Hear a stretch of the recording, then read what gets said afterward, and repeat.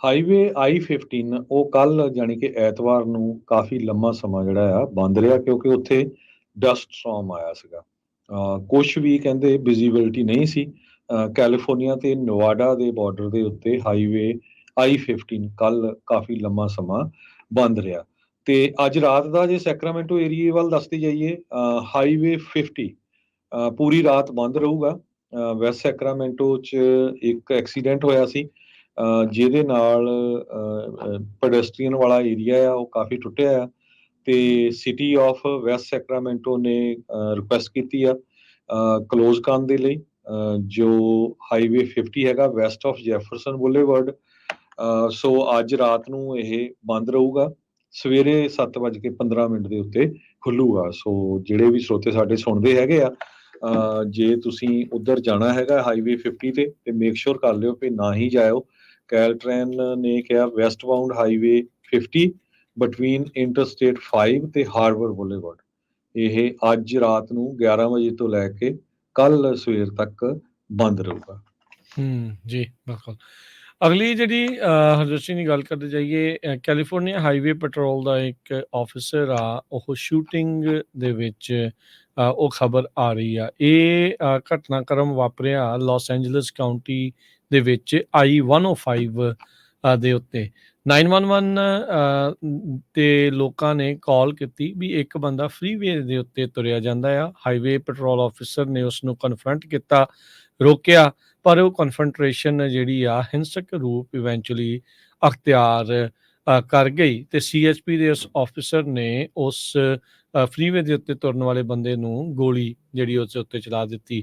ਸੋ ਉਸ ਤੋਂ ਬਾਅਦ 'ਚ ਉਸਦੀ ਕਹਿੰਦੇ ਆ ਉਹ ਮੌਤ ਹੋ ਗਈ ਤੇ ਇਹ ਜਿਹੜਾ ਪੂਰਾ ਘਟਨਾਕ੍ਰਮ ਆ ਉਹ ਵੀਡੀਓ ਦੇ ਵਿੱਚ ਵੀ ਕੈਦ ਹੋ ਗਿਆ। ਸਦਰਨ ਕੈਲੀਫੋਰਨੀਆ ਦੀ ਜਿਹੜਾ ਕਮਿਊਨਿਟੀ ਲਿਨਵੁੱਡ ਦਾ ਇਲਾਕਾ ਆ, ਉੱਥੇ ਇਹ ਘਟਨਾ ਜਿਹੜੀ ਉਹ ਵਾਪਰੀ ਆ 3:15 ਵਜੇ ਦਾ ਕਹਿੰਦੇ ਵਕਤ ਇਹ ਦੱਸਿਆ ਜਾਂਦਾ ਹੈ। ਕੱਲ ਇਹ ਘਟਨਾ ਵਾਪਰੀ ਆ। ਸੋ ਇੱਕ ਟਾਈਮ ਦੇ ਉੱਤੇ ਕਹਿੰਦੇ ਵੀ ਦੋ ਡਜ਼ਨ ਯਾਨੀ ਕਿ 20-25 ਜਾਣਿਆਂ ਨੇ ਕਾਲਾਂ ਕੀਤੀਆਂ ਸੀਗੀਆਂ 911 ਦੇ ਉੱਤੇ ਵੀ ਭਾਈ 105 ਫਰੀਵੇ ਦੇ ਉੱਤੇ ਬੰਦਾ ਇਹ ਤੁਰਿਆ ਜਾਂਦਾ ਹੈਗਾ ਆ। ਪਹਿਲਾਂ ਉਹਨੇ ਟੈਂਗਲ ਕੀਤਾ, ਰੋਕਿਆ, ਫਿਰ ਧੱਕਾ ਮੁੱਕੀ ਵੀ ਹੋਈ ਤੇ ਇਵੈਂਚੁਅਲੀ ਜਿਹੜੀ ਆ CHP ਦੇ ਅਫਸਰ ਨੂੰ ਜਿਹੜੀ ਆ ਉੱਥੇ ਗੋਲੀ ਜਿਹੜੀ ਉਹ ਚਲਾਉਣੀ ਪਈ ਆ। ਕਹਿੰਦੇ ਨਜ਼ਦੀਕ ਤੋਂ ਹੀ ਉਸ ਬੰਦੇ ਦੇ ਉੱਤੇ ਅਫਸਰ ਦੇ ਦੁਆਰਾ ਗੋਲੀ ਚਲਾਈ ਗਈ ਤੇ CHP ਨੇ ਅਜੇ ਕਮੈਂਟ ਨਹੀਂ ਕੀਤਾ ਤੇ ਹੁਣ ਪੂਰਾ ਜਿਹੜਾ ਮਸਲਾ ਆ ਉਸ ਦੀ ਜਾਂਚ ਹੋਵੇਗੀ।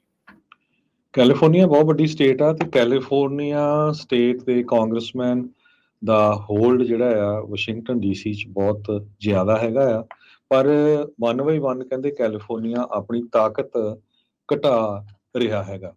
ਅੱਜ ਕੈਲੀਫੋਰਨੀਆ ਦੇ ਇੱਕ ਹੋਰ ਡੈਮੋਕ੍ਰੇਟ ਕਾਂਗਰਸਮੈਨ ਟੋਨੀ ਕਾਰਡੇਨਸ ਨੇ ਅਨਾਉਂਸ ਕੀਤਾ ਹੈ ਕਿ ਉਹ ਆਪਣੀ ਸੀਟ ਰਨ ਕਰਨ ਨਹੀਂ ਜਾ ਰਹੇ ਹੈਗੇ। ਇਹਦੇ ਨਾਲ ਟੋਟਲ 30 ਦੇ ਕਰੀਬ USA ਦੇ ਵਿੱਚ ਹਾਊਸ ਮੈਂਬਰਸ ਹੋ ਗਏ ਜਿਹੜੇ ਕਹਿੰਦੇ ਜਾਂ ਤਾਂ ਅਸੀਂ ਰਿਟਾਇਰ ਹੋ ਜਾਣਾ ਤੇ ਜਾਂ ਫਿਰ ਅਸੀਂ ਜਿਹੜੀ ਦੁਬਾਰਾ ਕੀ ਇਲੈਕਸ਼ਨ ਆ ਉਹ ਨਹੀਂ ਲੜਾਂਗੇ।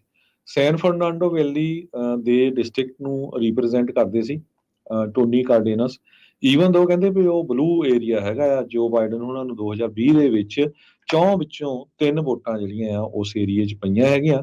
ਪਰ ਕੈਲੀਫੋਰਨੀਆ ਦੇ ਵਿੱਚ ਵੱਡੀ ਪ੍ਰੋਬਲਮ ਕੀ ਹੋਈ ਆ, ਇਕੱਲੇ ਟੋਨੀ ਕਾਰਡੇਨਸ ਨਹੀਂ, ਹੋਰ ਵੀ ਕੈਲੀਫੋਰਨੀਆ ਦੇ ਜਿਹੜੇ ਕਈ ਮੈਂਬਰ ਹੈਗੇ ਆ ਉਹਨਾਂ ਨੇ ਰਿਟਾਇਰਮੈਂਟ ਲਈ ਕਿਹਾ ਹੈਗਾ। 52 ਮੈਂਬਰ ਆ ਹਾਊਸ ਦੇ ਵਿੱਚ ਕੈਲੀਫੋਰਨੀਆ ਦੇ, 52 ਦੇ ਵਿੱਚੋਂ 40 ਡੈਮੋਕ੍ਰੇਟ ਆ, 12 ਰਿਪਬਲਿਕਨ ਆ। ਇਹ ਵਾਸ਼ਿੰਗਟਨ ਦੇ ਵਿੱਚ ਮੈਂ ਕਾਂਗਰਸਮੈਨਾਂ ਦੀ ਗੱਲ ਕਰਦਾ, ਸਟੇਟ ਦੀ ਨਹੀਂ ਗੱਲ ਕਰਦਾ।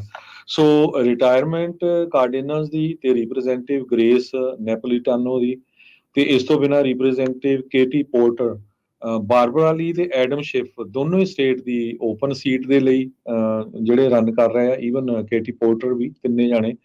ਸੋ ਸਾਰਿਆਂ ਦਾ ਜੇ ਕਹਿੰਦੇ ਐਕਸਪੀਰੀਅੰਸ ਦੇਖਿਆ ਜਾਵੇ 90 ਸਾਲਾਂ ਦਾ ਲੈਜਿਸਲੇਟਿਵ ਐਕਸਪੀਰੀਅੰਸ ਬਣਦਾ ਹੈਗਾ।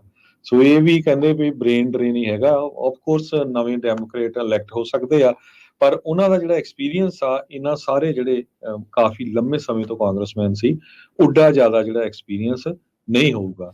ਦੂਸਰੇ ਪਾਸੇ ਰਿਪਬਲਿਕਨ ਦੀ ਸਾਈਡ ਦੇ ਦੇਖ ਜੇ ਆਈਏ, ਕੈਬਨ ਮਕਾਰਥੀ ਬਹੁਤ ਸਟਰੋਂਗ US ਦੇ ਰਿਪਰੈਜ਼ੈਂਟੇਟਿਵ ਸੀਗੇ ਬੇਕਰਸਫੀਲਡ ਏਰੀਏ ਤੋਂ, ਹਾਊਸ ਸਪੀਕਰ ਸੀ। ਉਹਨਾਂ ਨੂੰ ਵੀ ਬਾਹਰ ਦੀ ਜਿਹੜੀ ਝੰਡੀ ਦਿਖਾ ਦਿੱਤੀ ਗਈ। ਸੋ ਉਹਨਾਂ ਦੇ ਨਾਲ ਵੀ ਜਿਹੜੀ ਕੈਲੀਫੋਰਨੀਆ ਨੂੰ ਜਿਹੜੇ ਕੁਛ ਨਾ ਕੁਛ ਉਹ ਲੈ ਕੇ ਆਉਂਦੇ ਸੀ। ਉਹਦਾ ਜਿਹੜਾ ਆ ਘਾਟਾ ਪੈਣਾ ਹੈਗਾ।